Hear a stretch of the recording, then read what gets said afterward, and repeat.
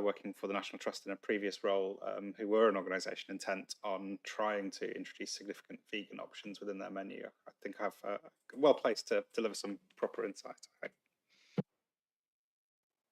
Thank you. Martin, do you want to add anything now? I'll wait for questions from the committee. I'm happy to add that for this iteration, we've just put together a basket of potential initiatives as a trial period that we would look to revise in a year's time and see whether we can be more ambitious or whether we can add any actions or any need to be refined or revised. Thank you very much. Just for a bit of background, because I know we've had members come on and off this committee. This came to us originally, I think, from a petition to full council, and we've had a number of expressions of interest from members of the public who have constantly been pushing for this and BCP Council to take a position on this. So we've had one previous meeting where we discussed plant-based councils and the plant-based declaration, and this is the continuation of that work. So I think this has probably been about 9 months coming or so. So thank you for working up this paper as well, and to Neil Shaw, who was originally here with us and now has left BCP Council, for the work that he's put into it as well. I'm quite excited about it because it'll be nice to have some oat milk or something in the fridges when I want a cup of tea. But would anyone like to start on this paper, committee? Yeah, Councillor Dutton Gibson. Yeah, I have a couple of bits and pieces. On page 13 of the report, we talk about food types in, I think it's the fourth bullet point down. I just wondered what we meant by food types. Do we mean starters, main courses, desserts? It wasn't quite clear what we meant. Thank you. Councillor Herritt, I think I had a similar question, actually. I think it says all of the concessions will strive to offer one of each food type in a plant-based option. So yeah, a bit of clarity around that would be great. I think it's the fourth bullet point down on page 13 of 106.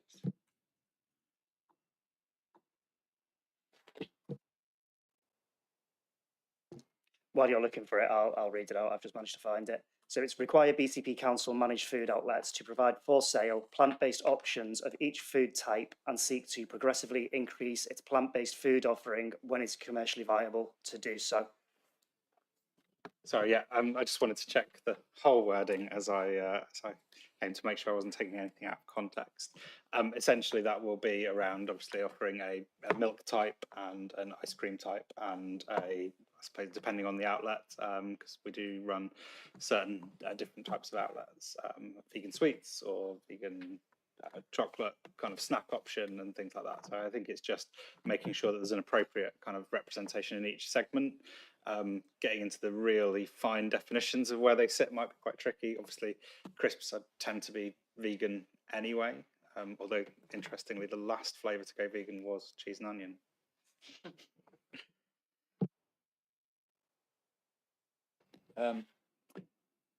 We say at the bottom of that page about we obviously have existing contracts. I just wondered if there's any reason we couldn't go back to the contract holders and ask them if they'd be willing to agree to do this. In other words, obviously contractually we can't enforce it. We can go when we tender.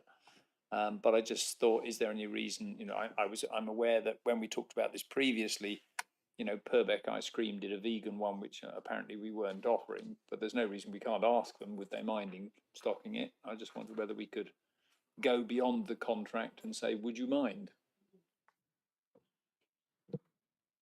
I think that would be a question for procurement, which always gets very technical. But I'd certainly be up for just testing that appropriately. Sometimes I think renegotiation of contracts would take significant capacity out of procurement.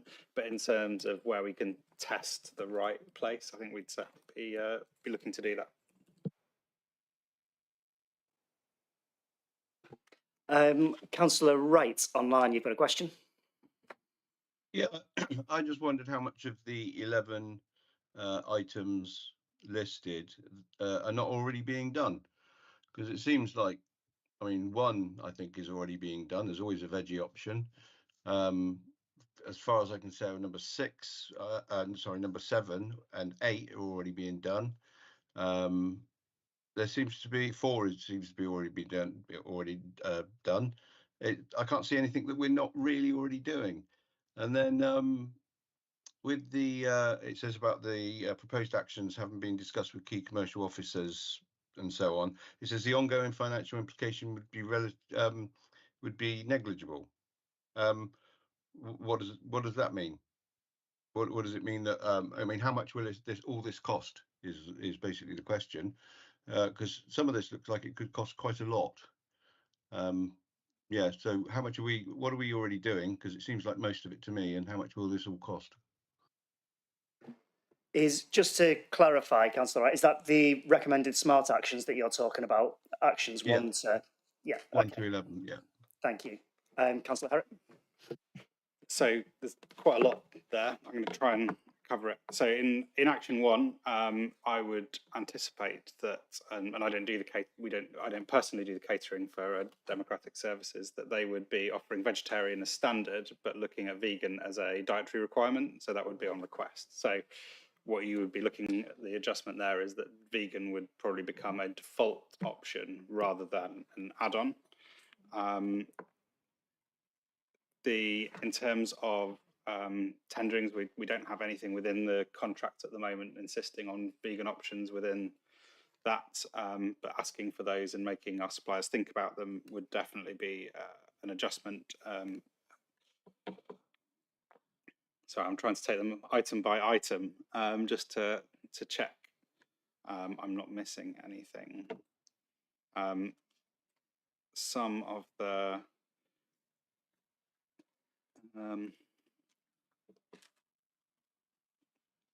items. Do you want to just come in if you've got some of these items? We don't expect any significant costs other than those outlined by commercial services team. It may be the case that a lot of these are being done already, but we looked at previous other council initiatives for ideas and their standards that they were seeking to set as part of producing these actions, and then we sought to just establish a baseline from which we could progress in future years if that was appropriate. On the internal meetings, I've been advised we only have about 10 to 20 of those per year, and they're a very small proportion of our purchasing costs, so that shouldn't be significant.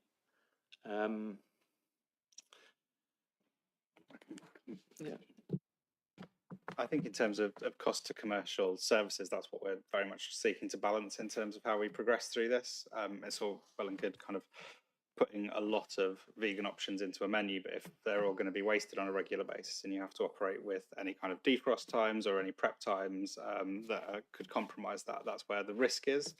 And that's why you have to balance that menu offer. But that is a risk of catering full stop, and we have obviously officers in our frontline catering that understand our menus and our operations and how to adjust that. But I would certainly not. What we're not seeking to do is over risk the cost here.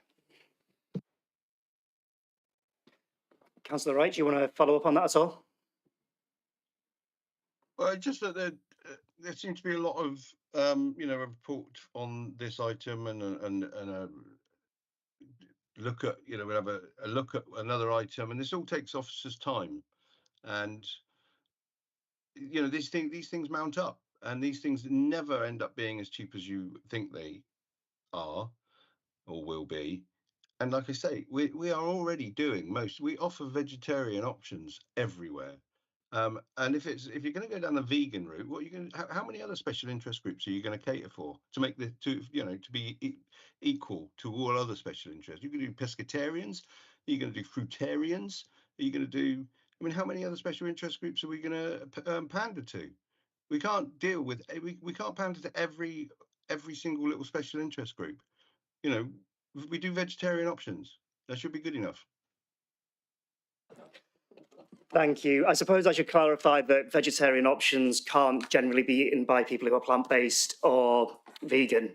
because vegetarian options can contain eggs or dairy, which are not plant-based, and also that not all concessions in BCP do have vegan options. Being vegan myself, sometimes I struggle going out. Even some concessions, you can't have what would be a plant-based option because it's fried in the same oil as something which isn't.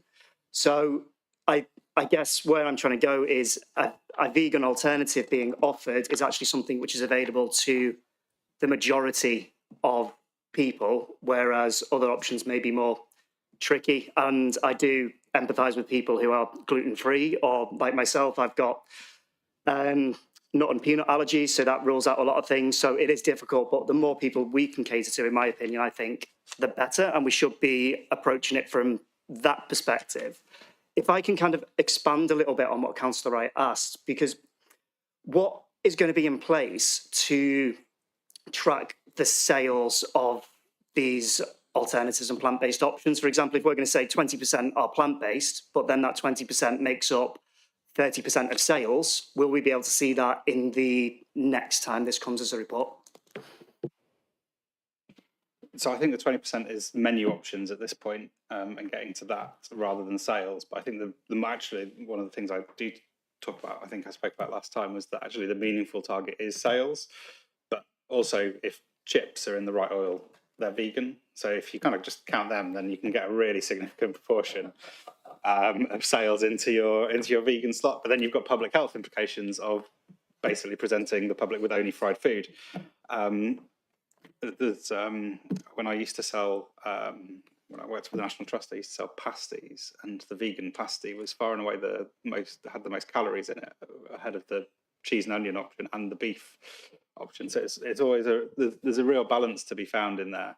But I think asking for some data out of our till systems about our sales would be perhaps an interesting add-on to this as to baseline, and then look to really kind of accelerate sales in that area. Because I think the most meaningful thing is actually getting sales, because that means that people are taking that option rather than us putting almost like random things onto a menu to try and hit a 20% target that do not present wastage or things like that, and aren't actually kind of tempting. Thank you. Councillor Jamie Martin. Yeah, thanks, Chair. Sort of just to carry on with sort of what's already been said there. In terms of, I mean, I suppose firstly, just hadn't been mentioned that the difference between a vegetarian and a vegan diet, as well as still the intensity of the farming methods that go into produce, you know, for dairy, that, you know, obviously makes a difference between it being vegetarian and vegan. But I suppose in terms of wanting this to be a success, and if you actually want this to change things, then it does also depend on the quality of the products, because it's been mentioned about, like, obviously wastage and all the rest of it. But as someone who does eat vegan quite a bit due to a lactose intolerance, we'll share in our various issues.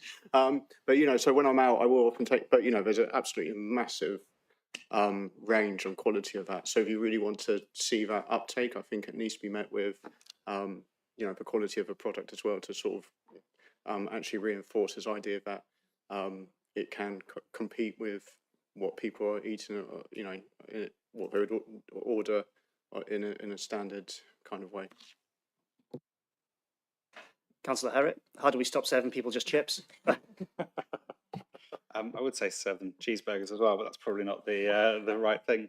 But it does kind of, the point about cheeseburgers is interesting, because obviously you've got to not go too vegan in almost the wrong way, because you've got other implications of where that can end up in terms of food miles and technicalities, and the ultra processed element that you can get to some vegan items when you're trying to replace meat rather than it being a natural option.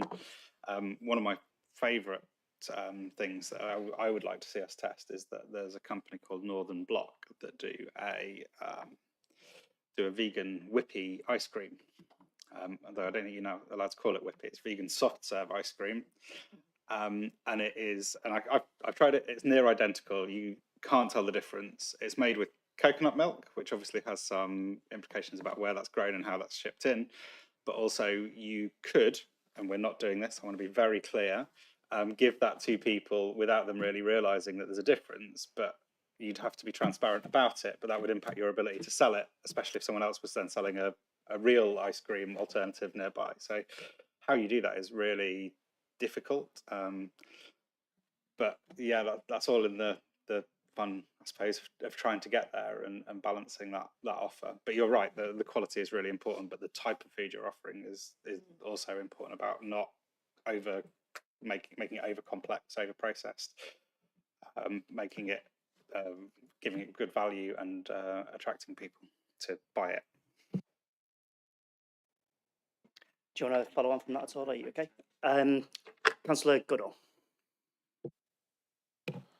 Yes, thank you. I just wanted to add to what Rich has said about, and I wanted to expand the debate slightly, if I may, is because the food industry has succeeded in producing brilliant PR as far as the industrially produced vegan material is concerned. And I just wondered if thought had been given to ultra high processed vegan food and whether we would and how we're going to approach this, and whether or not we would actually be replacing one bad set of foods with another bad set of foods, and if and what we're and how we're going to deal with that situation. I think that's that's an item for a whole meeting on its own, I think, in terms of ultra processed food. But I think we need to strike that balance, and I think it's why setting these targets as we are and looking to move towards that carefully rather than just kind of looking to try and fill a percentage is really important. But yeah, and also balancing the commercial aspect of it, because obviously it does bring in revenue to the council that makes a difference in our budget. So we need to balance that as well, especially when you're stood next to an adjacent unit that is owned by large companies, significant shareholders, and kind of acts as they do on really long leases. So yeah, that's where we're competing as well against places like Harvester with enormous buying power. That company has 1,800 outlets, not Harvesters, but the company as a whole. So they're buying a significantly bigger bulk than we are, and that's the space we're competing in. I really do appreciate the difficulties, and I just wanted to say I'm behind the report. It was just that there are issues, obviously, that will need to be researched. For example, I was reading the other day about you can have coconut milk and soya protein because they've got natural materials in them. Oat milks, in other words, have emulsifiers and have to have vitamins and minerals added because they're industrially produced and you can't produce them at home. So, I mean, anyway, that's my lot for the moment, but thank you. I think this is a really good debate, and this happens quite a lot when we're doing these committees, that we sort of open the door to one thing and we lead somewhere else.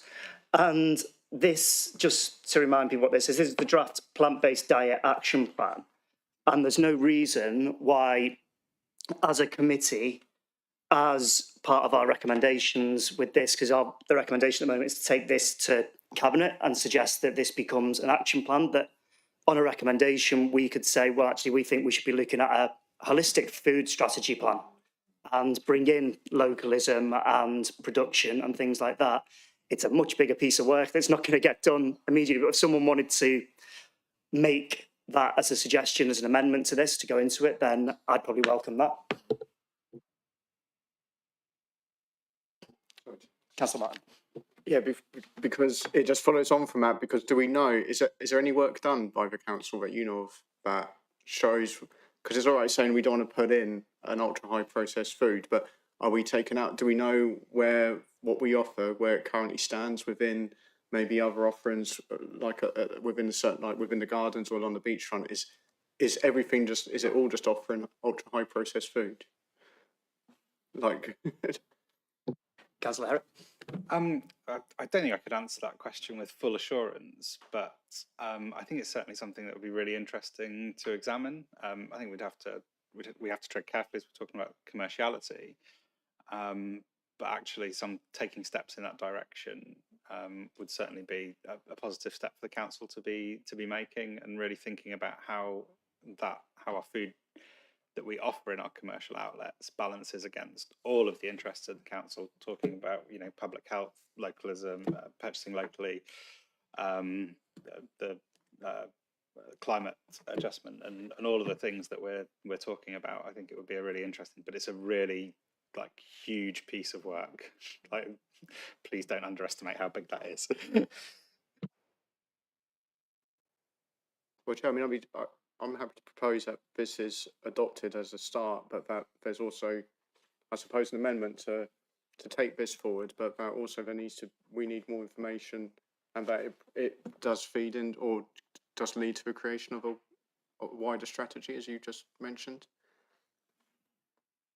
Do you want to make that as a recommendation to Cabinet or a recommendation to ourselves, that we take on that piece of work to begin it in the same way maybe that we've done with this one and explore it before adding it to the Cabinet when we take this as an individual item, or we do it again? Yeah, sorry, Chair, I was actually thinking that it should come back to here first to look into it further before we actually send that anywhere. Yeah. Okay, Councillor Wright. Yeah. I think Councillor Wright might have just hit the wrong button. Okay, while we wait for him to come back, I'd be happy to support that coming back here and second that as a recommendation to ourselves as part of this. Councillor Dalton Gibson.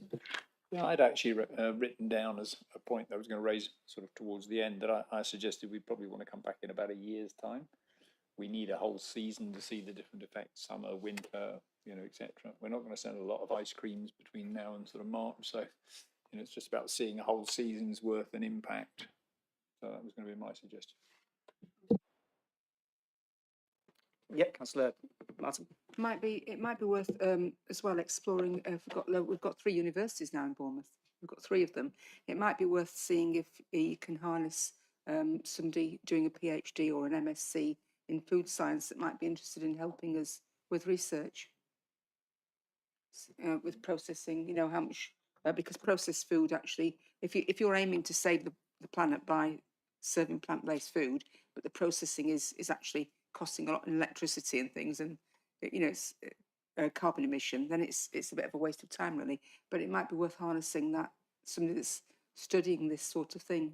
If not Bournemouth, then there's Southampton University as well. Might be worth having a look. Yeah, good suggestion. Thank you. Councillor Hadley. Thank you, Chair. I think it's interesting widening the discussion and thinking about the climate impacts and the food miles and the level of processed food, but it is a much wider topic. And I think part of I guess where we struggle, and we've had quite a few members of the public who are very keen on us pursuing a plant-based diet and making a declaration, which I think we've been concerned to do in isolation, because this is about the way people eat across the whole conurbation. It's not just about what we serve in our own outlets. And so point 5 on the action plan is about education. It's about trying to help people towards thinking about their food. And so I think the other points that you raised, the committee have raised tonight, are really important in terms of that whole thing about recognising the impact of what we buy, where we buy, actually across far more than food. But it is, as Councillor Herriott said, a huge topic. It's a very different topic to just thinking about plant-based food in outlets that we have. Thank you for bringing us back to the paper in front of us. You want to say? Councillor. I'm going to take us away from the paper a little bit, I'm afraid. But actually, if you do want to examine food in that really wider context, we've actually got some superb work going on in the council in terms of access to food and how it affects people from some of our poorer areas and things like that. So yeah, there's an enormous amount of work that you can kind of sprawl if you wanted to go in that direction. But in terms of this paper, I'll stop. Thank you. Yeah, I'll go on that. I think the food strategy work that's being done and the things like the food map as well are absolutely brilliant, and maybe something we want to fold in. So if we can draw a line under this element of a food strategy, and maybe it's something we want to raise then in our work plan item and come back to it to see if we want to fit it in there rather than make a recommendation to Cabinet, if that sounds good to everyone. Okay, great. So back onto this paper, and if I may, while no one else wants to do it, I like the look of this. I think it's a really good, strong starting position, particularly from where we were when we first began to look at this. And I'm gonna phrase this as a question and then probably have a suggestion. Throughout the document, it flits between the words term plant-based and the word vegan. They're two distinct things. One is focused primarily on diet. One is focused on an ethical and protected belief, like it says in the start of this paper, and involves more than just diet. It's everything which you use and consume. So why does it change between both? And should we be consistent in choosing our wording throughout this?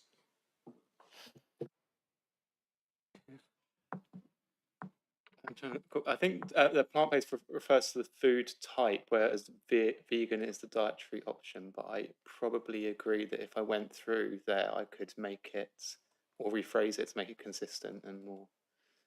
Yeah. Yeah, Councillor Herrick. I think that's quite valid. And that's probably a suggestion for maybe the committee to make that's kind of just tested in terms of how that language kind of goes forwards. I think for consistency and that, I think it certainly if you're certainly for me, I'm not vegan. I'm trying, but I'm not.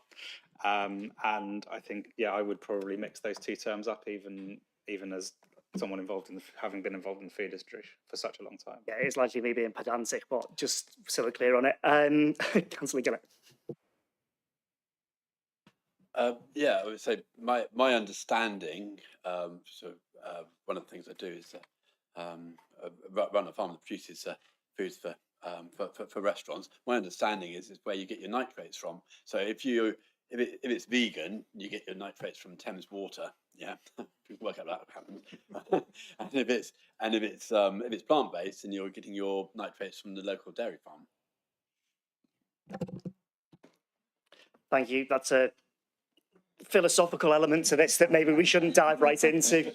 I'm going to make a suggestion. So in action 2, for example, is where I pick this up. It says to develop and promote a vegan day to potentially extend to 1 week with BCP council schools. I think it's great. I'm going to suggest that while we're talking about specifically diet in this paper, and it's food-based, that we switch all mentions of vegan to plant-based to make it consistent throughout.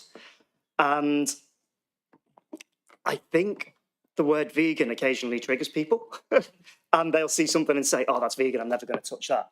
But they'll see plant-based option, it's like, okay, it's a plant-based option, and it may just open it up a little bit more. So I would like to propose that we recommend to replace the word vegan with plant-based throughout this paper.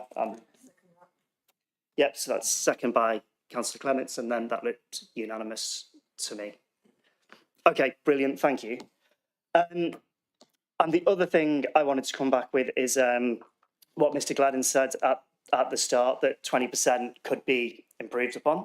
And I'd agree. I think we should be pushing this further and faster, but I do acknowledge that this is our first go at this, and coming back in a year seems like a really good way to deal with this and see where we get on. So I'm fairly content with 20% at the moment, unless anyone else wants to try and move this along a little bit quicker and up that percentage. Councillor Martin. 20% is only 1 in 5, isn't it? So you've got 4 non-plant-based dishes and just one option. And like if you've got something that's a place that's only offering sort of five dishes, you've only got one choice. I would try and up it to 25% or 30% would be my ideal.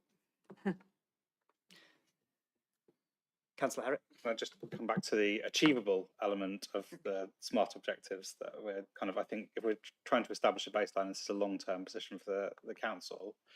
And also it gives us an element to look at those sales as well within that year, and really test where that is going to sit. Because actually I maintain that the bigger kind of element is actually where the sales go, rather than having the options on the menu.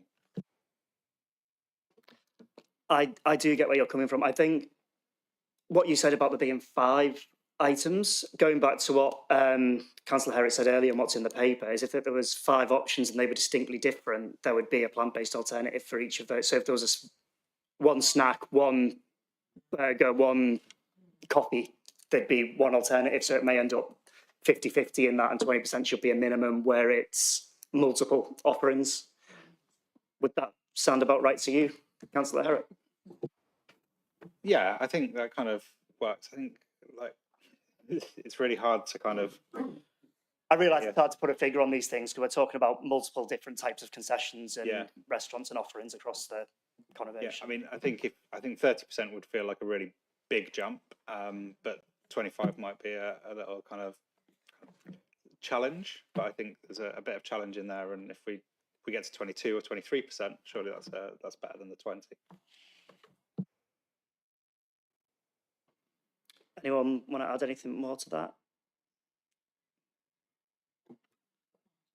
Yes, Matt.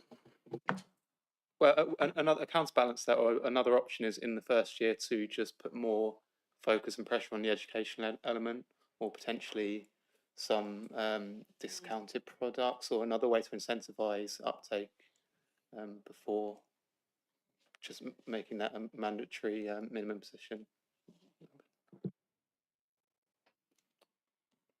That sounds, so that'd be along the lines of Action 6, the promotional and retail guidance on plant-based diets, and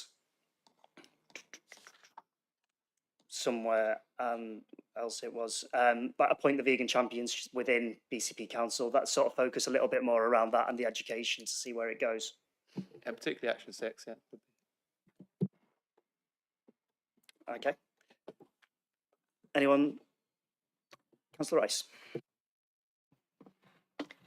Yeah, I just wanted to say that I feel the probational aspect of it and the guidance is just going to be so important, and also to think about whether we can apply for external funding to get additional resources for that aspect of it, particularly with regards to the carbon footprint of food and where it all comes from, and being able to link that to why we need to change how we process all of our foods sort of throughout the world, in terms of linking it back to Bournemouth and protection of the beach from sea level rises, sort of linking it all together, particularly so that kids are able to grow up understanding the importance of how we grow and eat food.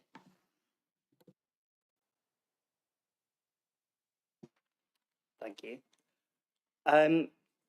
Okay, so I think we're coming to a close on this. And Councillor Martin, did you want to make a recommendation that 20% is changed to 25? Yeah, go on then, yeah. Is there someone who will second that? Yeah. Councillor Rice.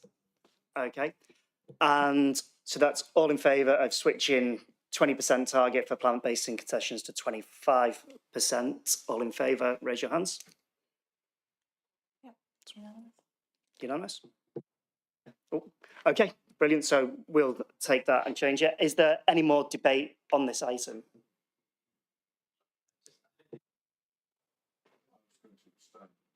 Oh, sorry. Yeah. Do we need one abstention? Was that anyone else?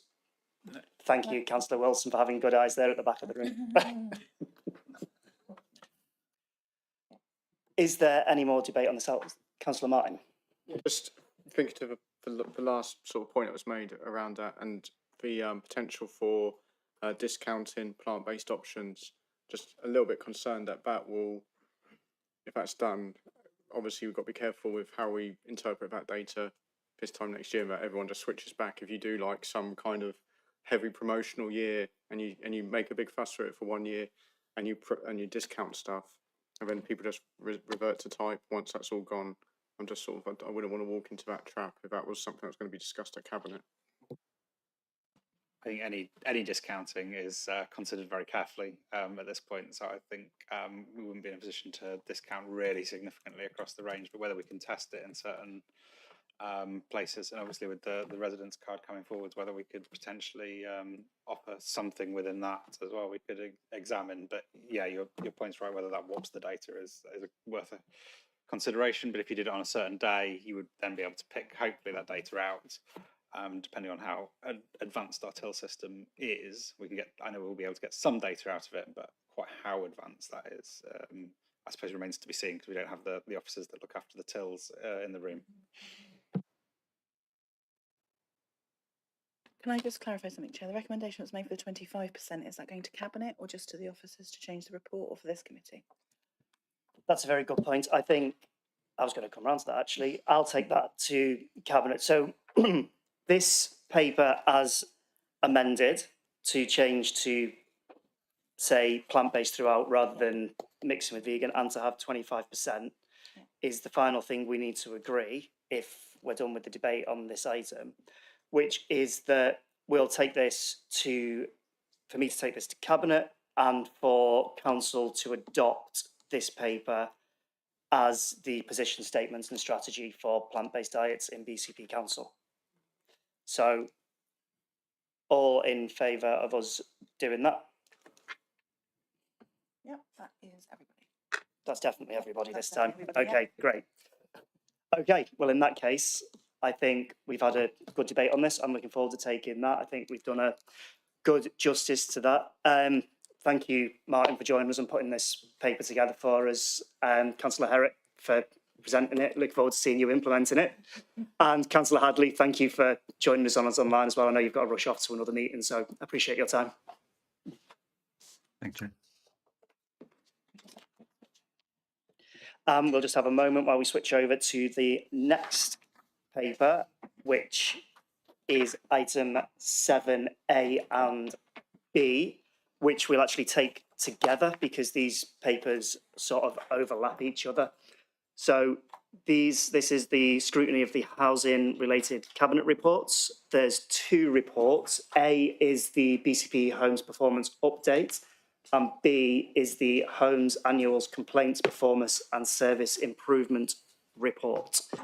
And presenting this, we've got Councillor Wilson and Kelly Dean. And I don't know if you want to introduce the rest of your team with you as well, Kelly. Yeah, sure, can do. So Jenny Major-Gary is our Head of Repairs and Maintenance Delivery, and Seamus Duran is our Head of BCP Homes. Bob Chedzoy on the screen is our Regulatory and Resident Involvement Manager. This is testing my memory. And Councillor Dower is also on the screen and is on our advisory board and is our lead member on that board for complaints. Fantastic. Thank you for joining us.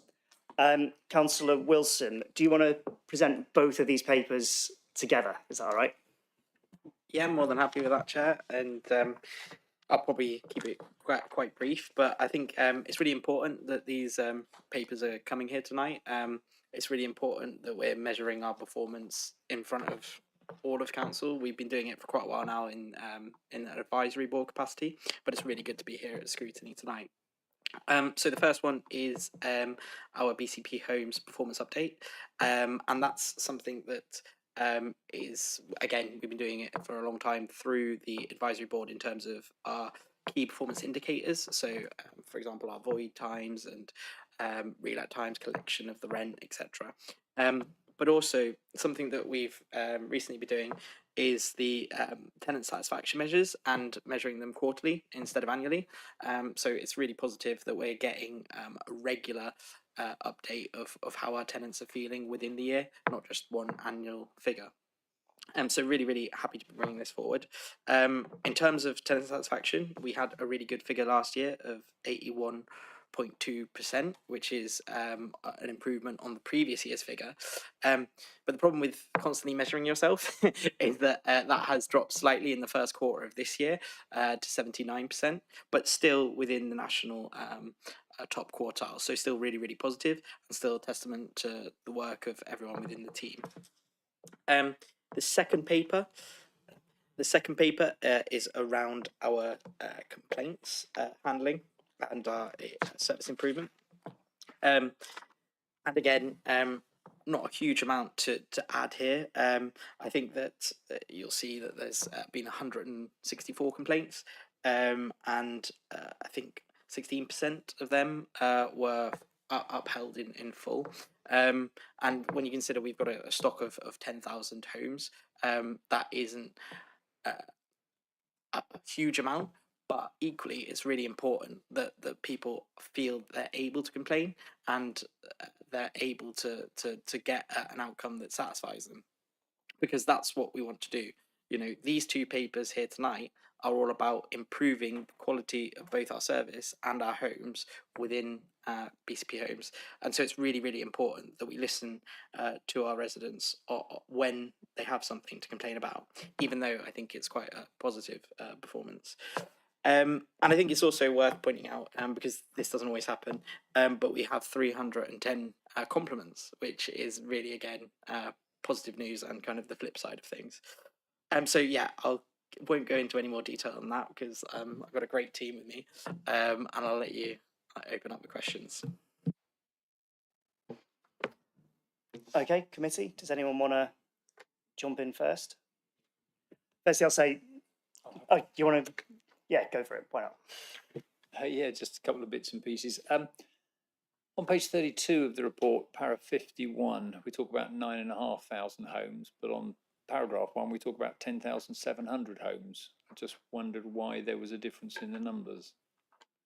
It's probably a very logical reason, but I saw the numbers were different and thought, well, why?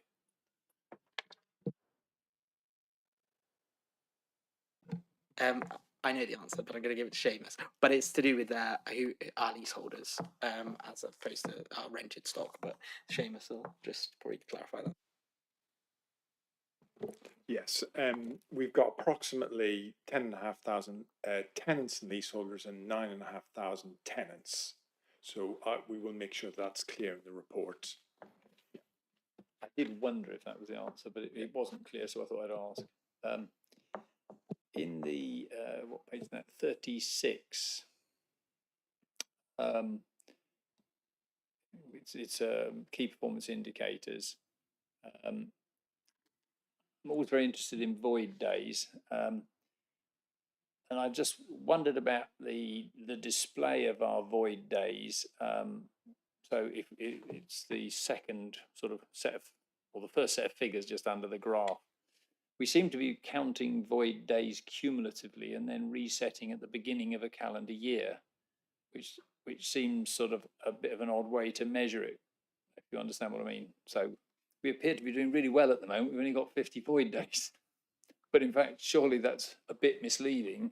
What we really should be doing is we should be reporting on the number of void days we've had in the last quarter. Otherwise, you just can't compare the figures. They're like a bunch of figures that all stand randomly on their own. Yes, and the top figure is the number of voids. So 50 refers to the number of voids. So that is cumulative. So you can see for quarter 1, 2024-25, we had 55 voids in the first quarter. By the end of quarter 2, we had 123. The actual void figure itself, it is a cumulative one, but if you look in the graph, you can see the comparison. So quarter 1, 2025-26, our void time for general needs was 61.44 days, as opposed to 62.2 days at the end of the last quarter for the previous financial year.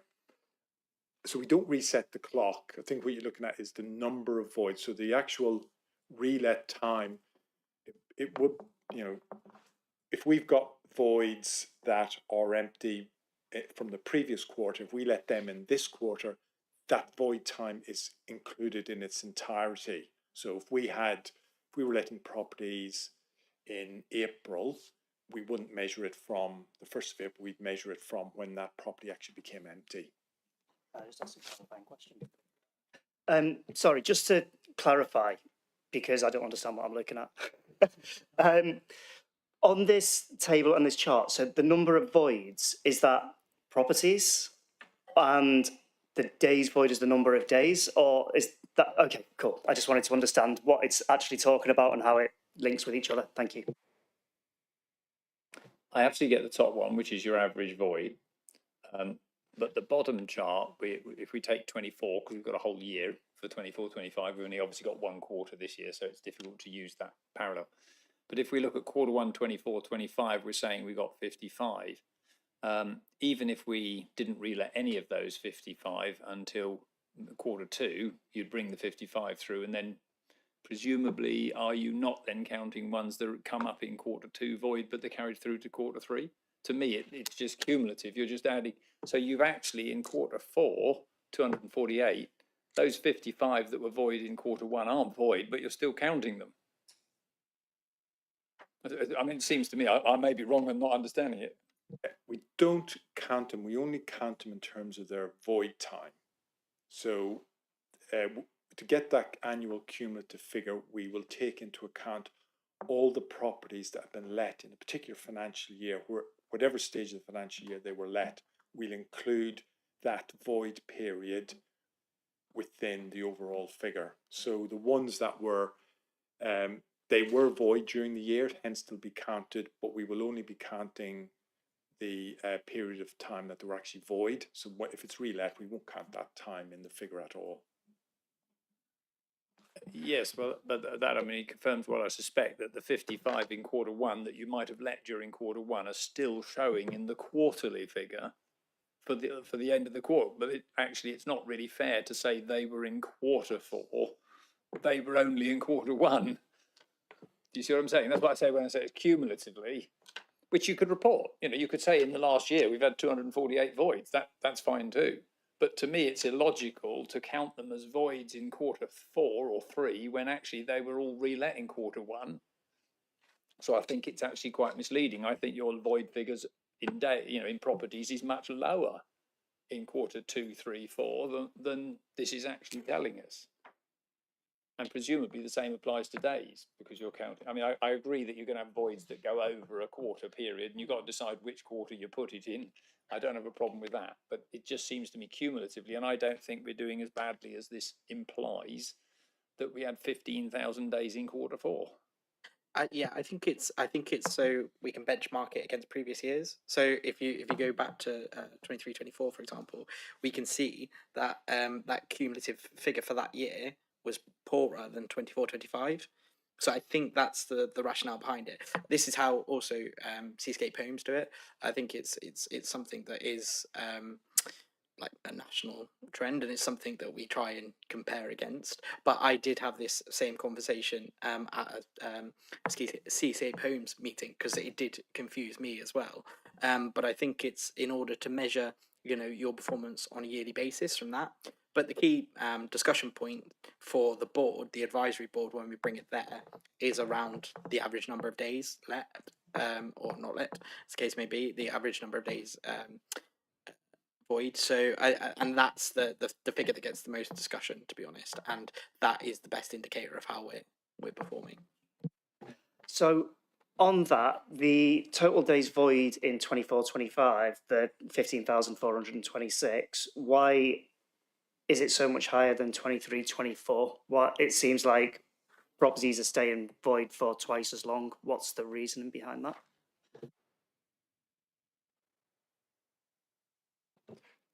Yes, you're correct. So that the relet time has increased. There are a number of reasons that we can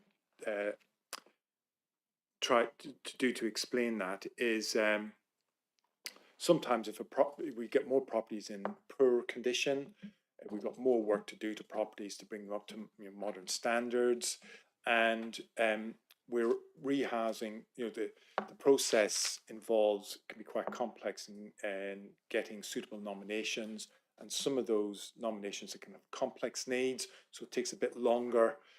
There's a bit longer to get them ready to view the property and sign up. In the background behind these figures, what we do is we can break down by key stages, and we've started to do that through better performance reporting, and we can pick out where the delays are happening, whether it's through the time to get a nomination, the time to get the work completed to a property, or the time for the lettings officer, the time it takes them to actually get out, do the viewing, and do the letting and get the person signed up. So the performance has deteriorated. We've got better performance monitoring to help us identify those areas as well. But I think it's also important to say that it has been a trend nationally. Like void times and void days are going up. When we first brought this kind of data to the advisory board, our target days were completely unrealistic. To be honest, they would be superb for national registered providers or providers of any type of housing at like 20 days, 25 days in terms of relet time, where that is not where the benchmarking is at the minute because of supply, because of demand, etc. So in terms of the market of getting things turned around. So I think that's important to recognise as well. Thank you. I just wanted to reflect that this is has been an area of focus. You can see the dip in performance or the increase in voids, and it's not really a dip. But what I would say is that this is really important to our residents. It's important to our involved residents. It's important to our advisory board, and it's something that we've been working through. It is noted in the report, but one thing that it would be remiss of me not to highlight is that there have been some issues in relation to nominations. So I think it's interesting when you think about this as a BCP Homes performance report, which is about the housing management side of things. There is also, I have the benefit of being, the privilege of being responsible for both sides of the coin in terms of housing. And it is fair to say that it has taken us longer, more recently, to nominate successfully to properties. Part of that is around the demands from in relation to homelessness, and part of that is in regard to some staff issues that we've had.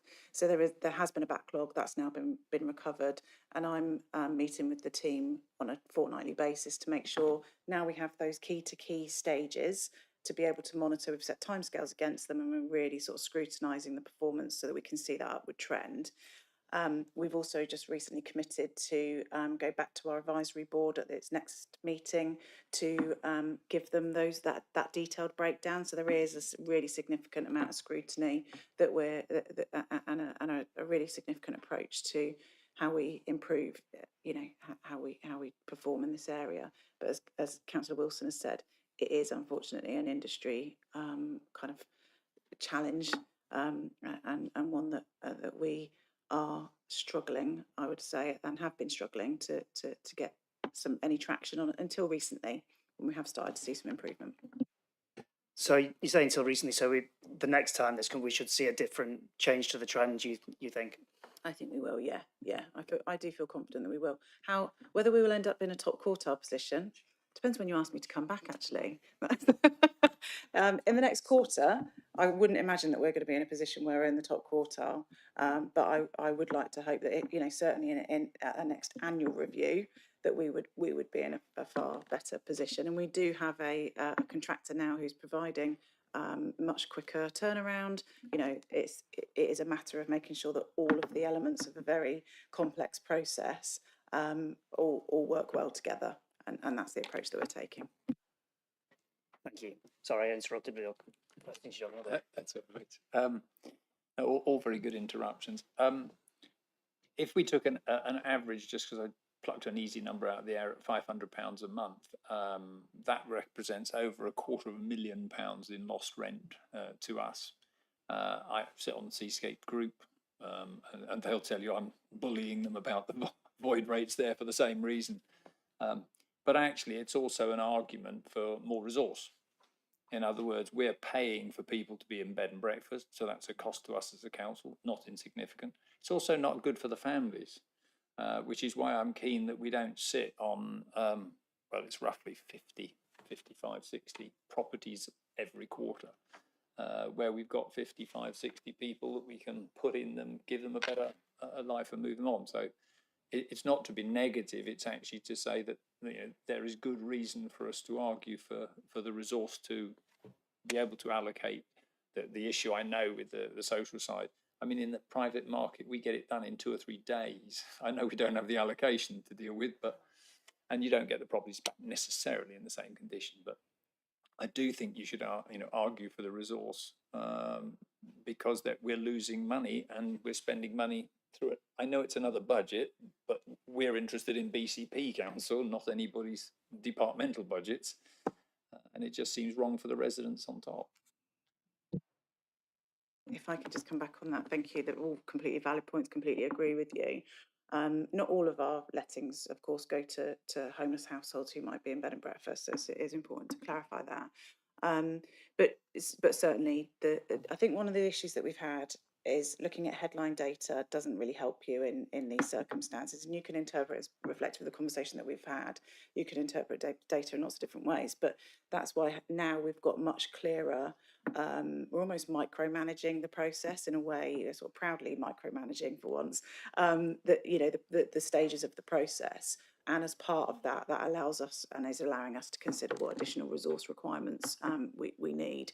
We've already allocated quite a considerable amount of additional budget in our in-year budget to lots of different elements of staffing, including compliance work and oversight of our regulatory requirements. So there's actually a £600,000 investment in moving forward with a more fit for purpose staffing structure that would help to address some of those issues. And arguably there's difficulty when you look at, there's a difference between the HRA and the general fund, but of course ultimately what we want is it's not just about finance, but that is a factor. It's expensive to have people in bed and breakfast, but ultimately where that does apply, we obviously don't want that to be the case. So it's absolutely critical, and that's why it's of such importance that I am, as I say, proudly micromanaging. Thank you. Councillor Martin, did you want to comment? Yeah, just on void days, because I know previously before, like for budget working groups and for this committee and then in other places, it's sort of been mentioned that that discussion between turning properties around quick and or actually bring them up to a higher standard and to putting out something, putting better quality properties back out there for use. And so I'm just wondering how much of that those void days could be, because when I first read this, I was sort of hoping, does that mean that actually we're not just putting turnaround properties and putting out bring them up to bare minimum standard, but that we're creating decent property? And I was just wondering if any of that plays into those figures. I think one of the challenges that we've had is, as I think Seamus mentioned, some of the quality of how properties are handed back to us. That has been quite challenging, and so that obviously dictates then the level of work that we are required to put into them, and therefore the amount of time. But we have a void standard. We've consulted with our residents on that. It's set.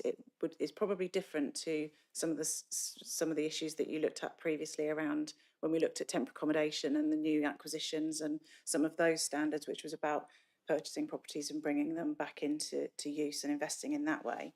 The spectrum will range, but ultimately there's a threshold that is set according to a void standard and a letting standard that we would work to. So I would say our biggest challenge around that at the moment is the state that properties can be left in. Thank you. Councillor Jordan-Gibson, back to you. Sorry. I think I've got much the same point on page 44 around antisocial behaviour. We have escalating antisocial behaviour during the year, so the fourth quarter is very, very high. And again, I wonder whether that's effectively, the problem I see with this is you can only measure yourself more like once a year when you know how many you did at the end of the year. If we reported, I think it's again, antisocial behaviour is not a point in time.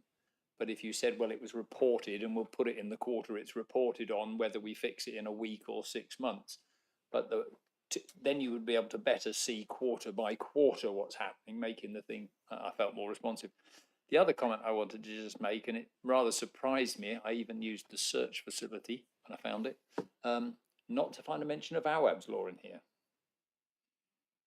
We have 2 weeks.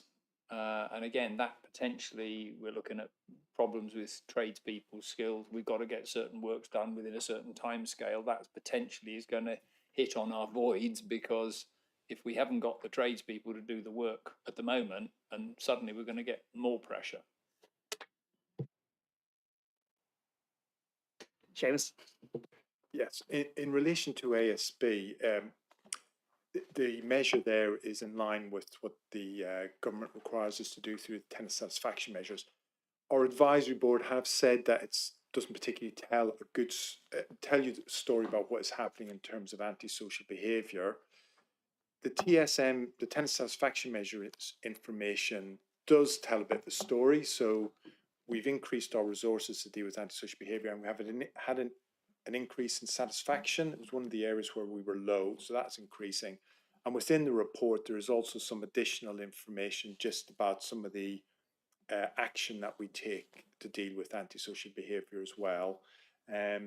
But yes, our advisory board has says that this particular indicator, it doesn't really tell the full story about how we manage antisocial behaviour, and that's resulted in us providing some additional information within the report. But it's worth looking at the tenant satisfaction measures, satisfaction levels, which show that increase in satisfaction. Hi. So our internal operatives have been trained to deal with damp and mould. So we've been dealing with it and working towards it really for the last couple of years. So for the last couple of years within the Bournemouth area, we've got a rapid response team that deal with damp and mould. All the operatives that attend have been properly trained, and since November 2024 we've also been dealing with it within the pool area. We've got really excellent results. So operatives are also trained to notice damp and mould. It's automatically triggered as part of smoke detector tests and gas services. So a third of the reports of damp and mould actually come from our own operatives rather than residents.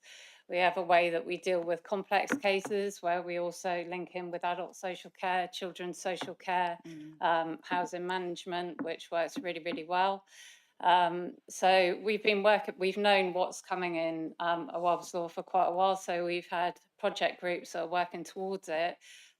We report everything because we undertake the surveys on site. All of the reports from that are collated centrally, and we've been using Power BI to have automatic day-on-day reports of where we are with the triggers. So for example, for trigger 1, which is the first investigation, we're looking at the moment at 5.6 is the average days to the first investigation. We then have 0 days to the second, which is the mould wash and the initial works, because we have the operative attend with someone that can do it so that we can deal with the risk straight away. And on the third trigger, which is the ongoing works, and the aim in Awab's Law is that gets actioned within 60 days. We've got an average of 7.8 days, it looks like, at the moment. So we're really performing really well on everything. And the automatic report we're testing at the moment. So we use some of the council's existing technology with smart forms to trigger the reports. But what we're doing is we're using those to then create automatic mail mergers so that the reports go out almost instantly. Councillor Wilson. Yeah, I think it's also important to say that we do bring the compliance report update from BCP Homes annually to Cabinet, and that would definitely have a mention of Awab's Law within that. You know, speaking to people at Housing 2025 local authorities back in June or July, I can't remember now. All the months fade into one. But I couldn't believe how unprepared some local authorities, I'm not going to name them, but were for this law coming in, and it terrified me, to be honest, to make sure that we were prepared ourselves for the law coming in. And as you've just heard, the explanation that Jenny's given, we're in a very good place for it, which is really, really positive to hear. But again, this is also one of the first quarterly performance updates that we're bringing to Cabinet. So it is important to hear that feedback from you in terms of if that's something you think that should be mentioned. And I think this is a very, very rough draft of the report because we had to get it through the process of going to the BCP Homes Advisory Board first, then to yourselves, and to cabinet at the end of the month on the 29th. So I think there might already have even been changes going through the CMB process. But yeah, I think that's a really fair point. But just to assure the board that we are prepared for our absorb. Thank you. Very good point, though. And I think in the drafting, it'd be important to make sure that we bring that out. It will feature more heavily in the compliance report, which is to come in December, November, December. You may wish to bring that to ONS. But one thing that I did just want to mention is that an important part of how we operate in the BCP home space is around accountability. And we did have, I want to say probably the year before last, a finding from the Ombudsman that drew some difficult conclusions in terms of how we dealt with it. It was only one particular case, but there was some definite learning from that. As a result of that, we put together a whole programme to focus on damp and mould and some of the benefits of that. You hear in the confident position that we can now demonstrate. We've also, I've had a readiness assessment from the team that helps me to sort of have the assurance that I need that we're ready. And I am, hopefully you can see that we feel very confident about where we are. And I think it's a really good one to reflect on. We're being inspected at the moment. We're in a regulatory process. And one of the things that the regulator would expect of us is that we learn from what residents tell us and that we learn and that we correct issues. And I think this is actually a really good example of where, through almost a co-regulatory position, we've really acted and put considerable resource and power behind an improved position that is having kind of almost sector leading performance outcomes now. No, I'm very reassured. I think the comment I would say is I think you're failing to shout about it enough, because clearly you are on it. I was just absolutely amazed not to find, because I know for most of the social market, it's a massive issue they're worried about. We're not even mentioning it. So do we not know about it, or? We will definitely take an action to show off more. Do you want to recommend that they show off more? Show off more, yes. Cool. Coming back to what you started with there, one of the points was on antisocial behaviour. And there was two paragraphs in the report which jumped out to me when I was reading through it, and it's 42 and 43 in the first report. And it says those tenants from ethnic minority groups are less likely to be satisfied that their home is safe, but many of the comments show that this is related to antisocial behaviour and security, not property condition. The group are almost more likely to be dissatisfied with how the council keeps them informed about things that matter to them. Additional reasons for dissatisfaction are not collected for this measurement, will be in future surveys. And then the second paragraph says tenants from ethnic minority groups are the most satisfied with how the council manages antisocial behaviour. So it was kind of like this bad news, but okay, we're doing things about it. So can you talk to that a little bit about why people from, or why, in your opinion, people from ethnic minority groups are suffering more with antisocial behaviour, but then how the council are able to act on that and resolve it for them, please? It was interesting that because when you talk about safe homes, you expect it to be about the condition of the home, but it was very much, and it wasn't just comments, it was very much the comments were about security about and antisocial behaviour.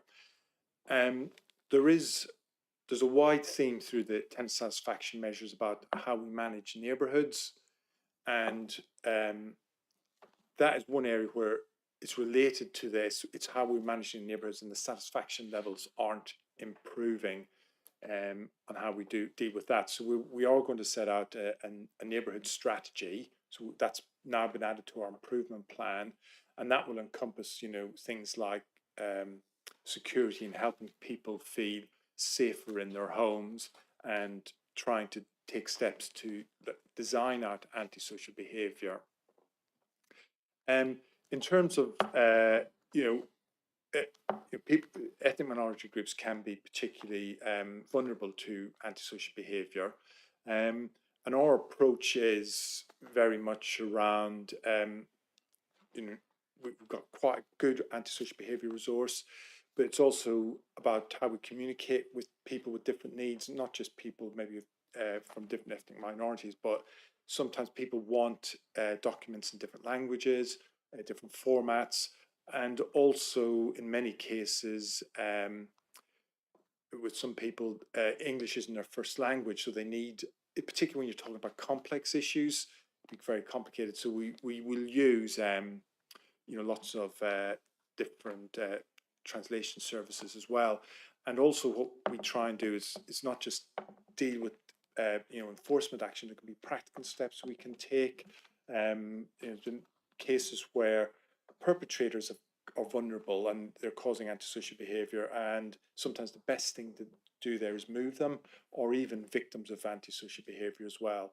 So I think the fact that we've got a good resource now in place to deal with antisocial behaviour, we tailor the service, so we try and meet people's different needs, and we don't just have, it's not just about enforcement, it's about those practical steps that we can take as well.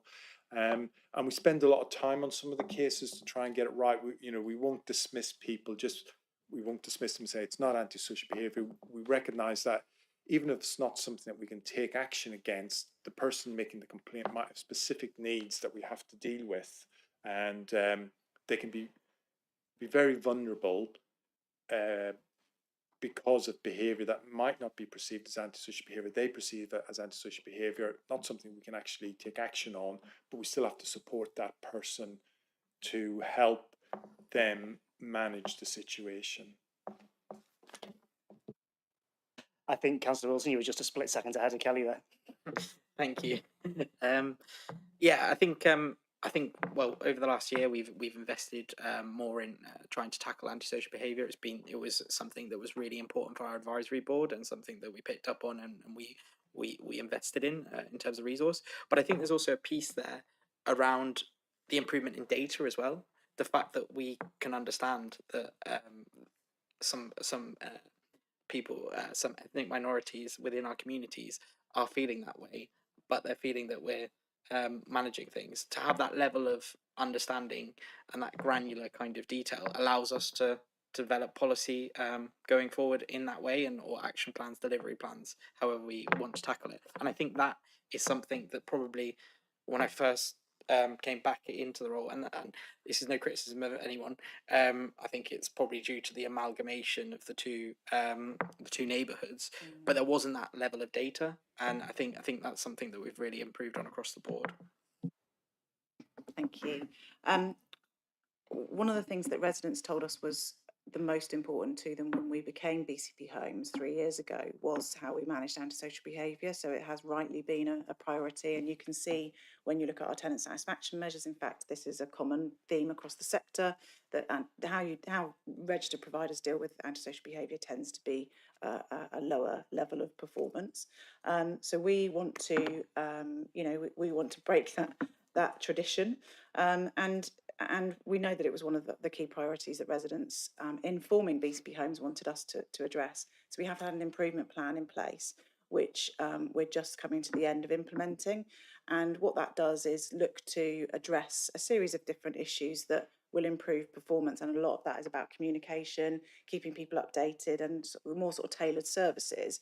But the second phase of that will be, if you look at it like the first phase being about actually getting the basics right, responding to what we know already and how we need to change things. And then secondly, we've got an awful lot of engagement planned where we can get out and talk to our residents, really understand what their experience looks like and what they want from this service going forward.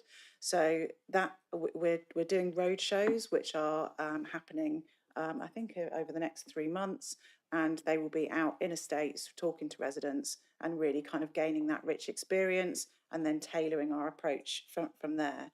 And it would be remiss of me not to mention that we've been shortlisted for an award for Housing Provider of the Year for antisocial behaviour. Thank you. No, that's really good to hear. I've been involved with the antisocial behaviour team on the reporting side and within, not from having visits from. I'm a really good neighbour. But it's really good to hear that the strategy's in place. I think the bit that highlighted to me is the communication thing, which it sounds like you're dealing with, and it's something I've had come back to me, which is the problem's gone away, but no one knows that it was your team that did it. There was not like, hey, we've dealt with this problem and this is why you're not noticing anymore. It was just a case of, oh, it's not here anymore. And then the team's like, oh yeah, we dealt with that, it's fine. I didn't say that they'd done it. So I think just delivering that final message of this is the action we've taken, and it sounds like you're going to go and do that. So yeah, really pleased to hear it. Thank you. Anyone else on the committee got any questions from the reports? Yes, Councillor Goodall. Sorry, this doesn't have a direct bearing on the report and it comes from complete ignorance on my part, but could you tell me, when you talk about better insurance communication, what does that mean? It's on page 55, but only I couldn't, and are we actually talking about house insurance or contents insurance or?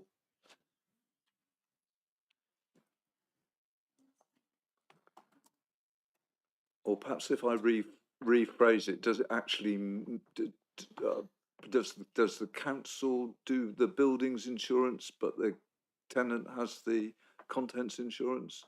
Is that what this is about? Can you read out the exact bit from, because I can see the tape. If I could find it, I would. I think that's what we're all struggling with. Do you want me to so it's part of a table. I can see it at the bottom of page 54 in the report. Oh, it is.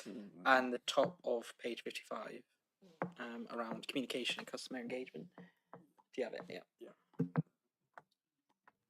Yeah. Bob, who's online, will correct me if I'm wrong.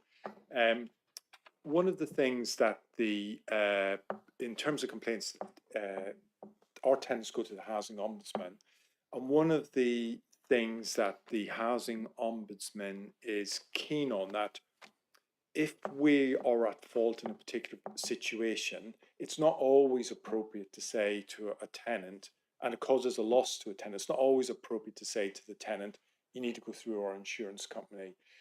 What the Housing Ombudsman advises is that if we're at fault, and a situation would be perhaps if an operative was in the property and was carrying out some work, put down a hot drill and damaged somebody's lino, and the operative said, yes, it's my fault. The Housing Ombudsman wouldn't expect us to be saying to a tenant, you need to go through insurance. You're obviously in the wrong. Don't make the tenant go through that.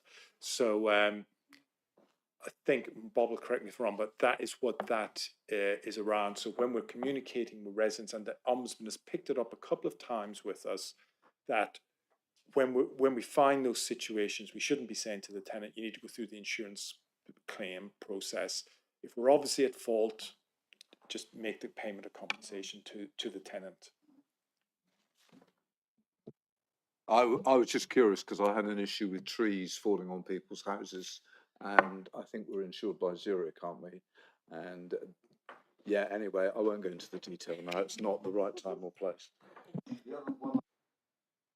The other one I was wondering about, if I may, Chair, is just when we go to mediation, on the bottom line is who when we go to mediation, who pays for it? Who's the mediator? And how long does it last, mediation? Is it over a period of time? That was on page 56.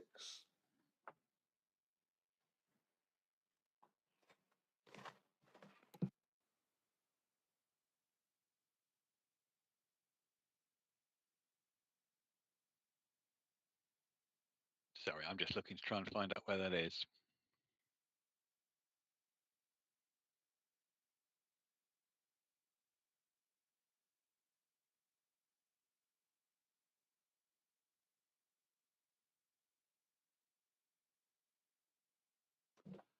Resolved, where the resident and landlord have agreed to enter into mediation and with the Ombudsman's intervention reached an agreed outcome which resolves the complaint satisfactorily. Satisfactorily. Thanks for that. Sorry, we haven't had a situation where we've been to external mediation so far. It hasn't been necessary up until now. One point, we pay for it, so we pay the Ombudsman as being part of their service, which is a regulatory requirement. we pay the ombudsman every year, so annually we do pay for that service. Yeah.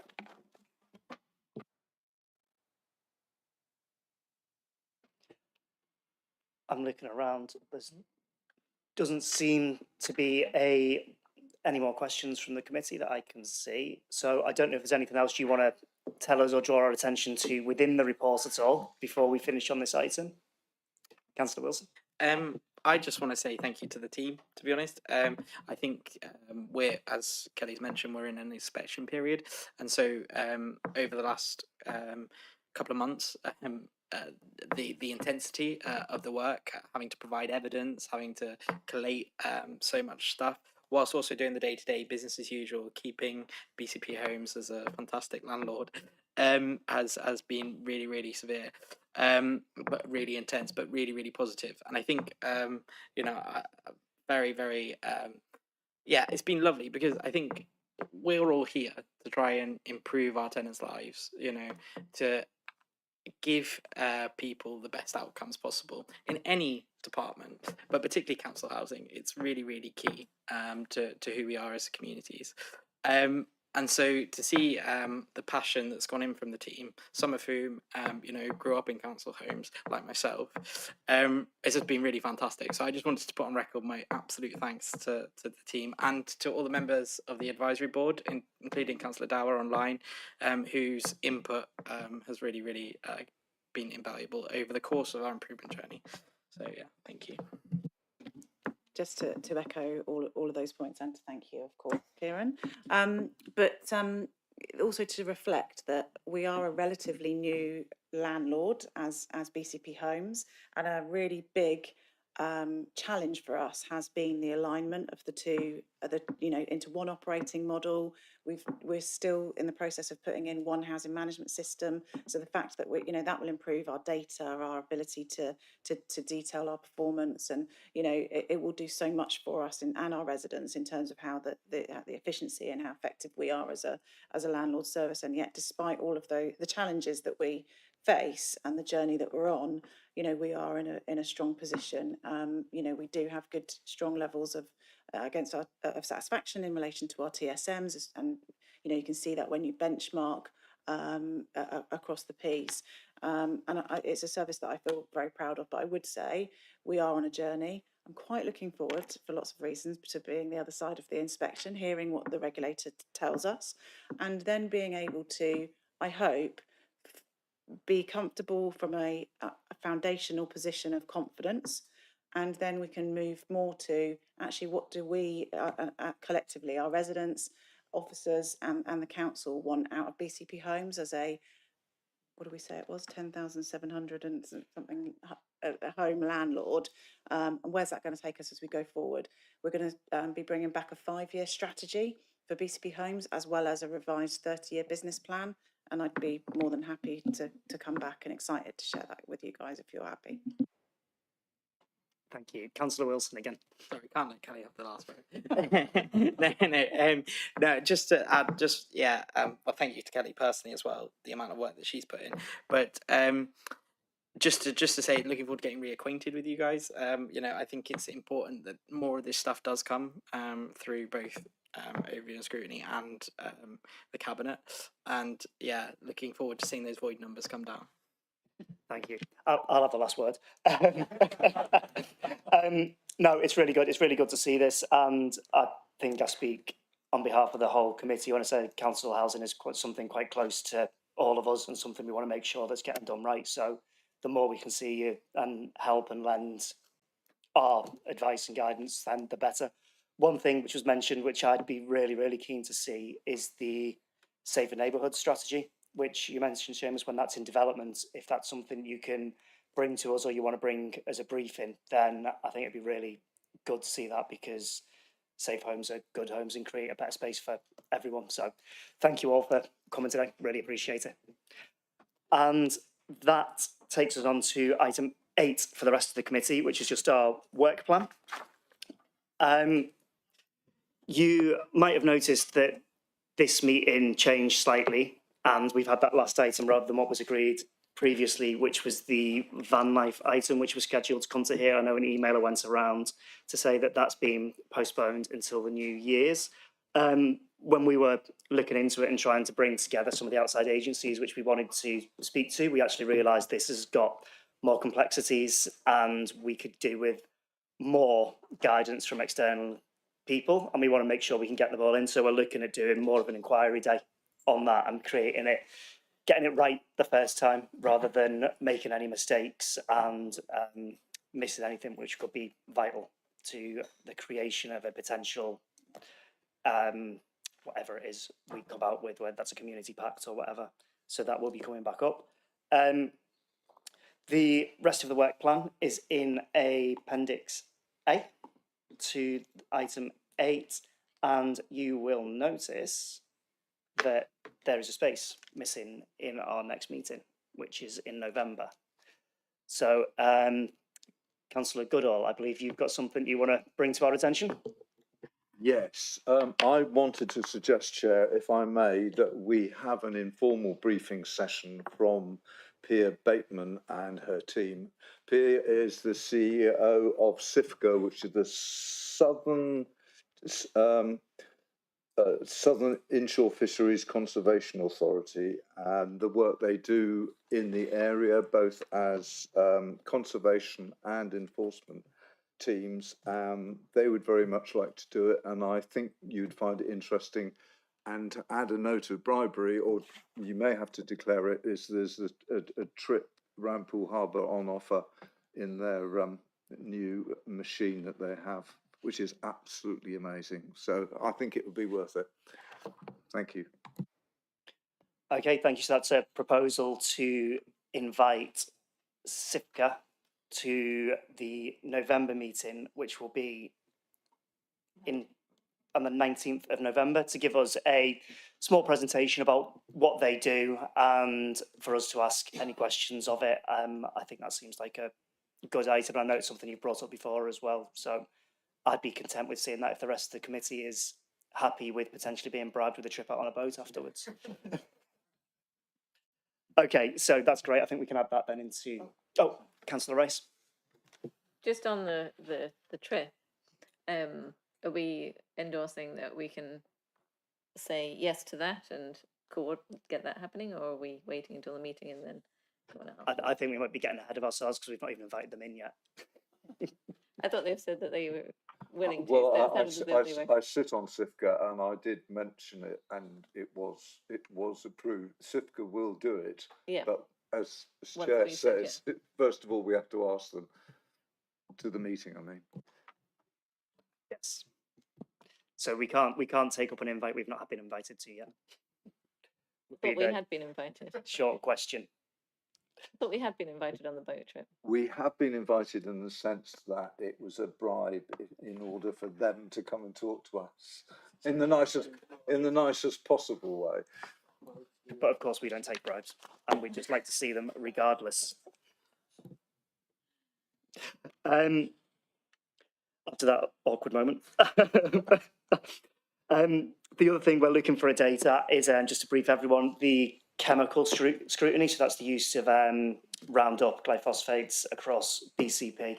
We've reached out to the services and they've not got the data for this year yet. So it seemed right to wait until we've actually got the data for the amount of chemicals which have been used this year before we have a briefing. I know there's a member of the public who's been very diligent in his work, which he's been doing on that. So also to say that we will also keep him briefed as to when we get that briefing and invite him at the same time as a specialist in that area.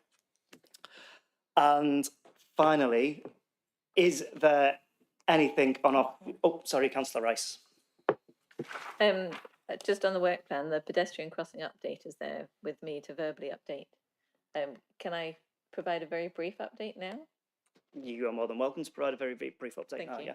Yeah. So we had a meeting with Councillor Chapman-Law and the transport team, and Councillor Andy Hadley was also there, and Rich Herriott. We had that yesterday, and there is some great work that the team have been doing.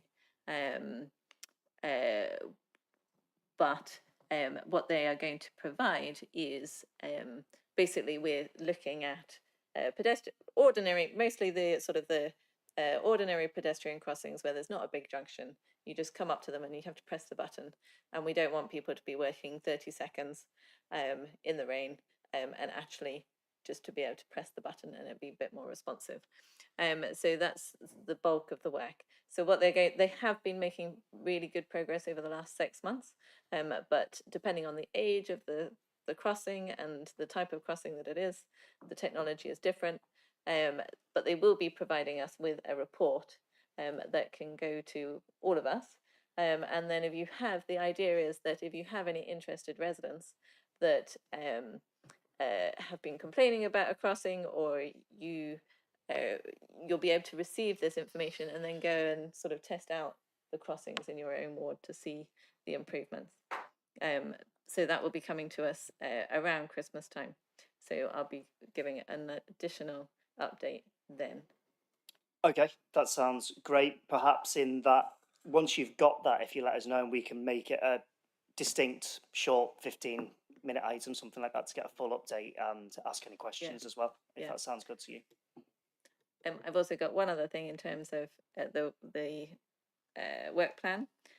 Play Streets was also part of this committee, I think. Yeah. And it's not on the work plan at the moment. Before, when I presented it back in April, I was thought that it was going to have materialized by now, but I would like it to be added back on to the update list, really, for a verbal update.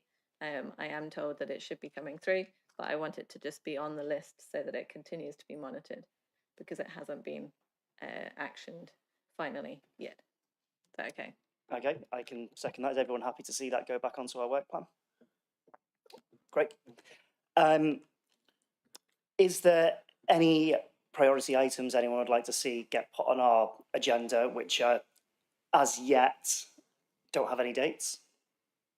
Or are we happy to, as usual, take these away and fit when it seems most appropriate to bring these on between myself and the Vice Chair? Looks like agreement to me. And the final thing, which I'm going to ask, you'll notice in the work plan, there are a lot of items with dates to be allocated. And in the additional information, it says to be confirmed, needs to be scoped.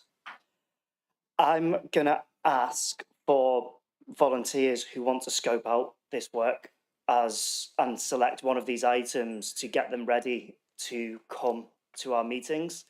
Because where we are at the moment, we haven't had our work planning sessions, and I don't believe the resource is going to be available in the near future with the budget scrutiny coming up. So it seems sensible that we begin to scope these things out ourselves. So if anyone has a particular area of interest, and I'm actually thinking of Councillor Ricketts for one of these. Well, she's not here, why not drop her in it, right? Which is the Christchurch Harbour item, which is the Christchurch Harbour Protection Policy to be included in the local plan, just because the plan for Poole Harbour was approved at the last cabinet meeting. So there may be some quite fresh information which can be taken from there and brought into this.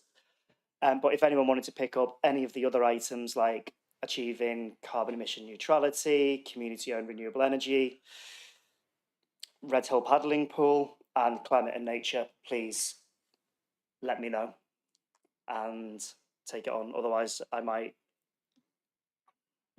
Well, had you not asked for volunteers and just say, please volunteer for this? Yeah, so we can get some good work in place and get some good key levels inquiry, because these are really important items, and as this committee is at the moment, there's only 8, 9 more meetings until the next local election, something like that, and it'd be good to try and get through as much as this as possible before then, because who knows what will happen.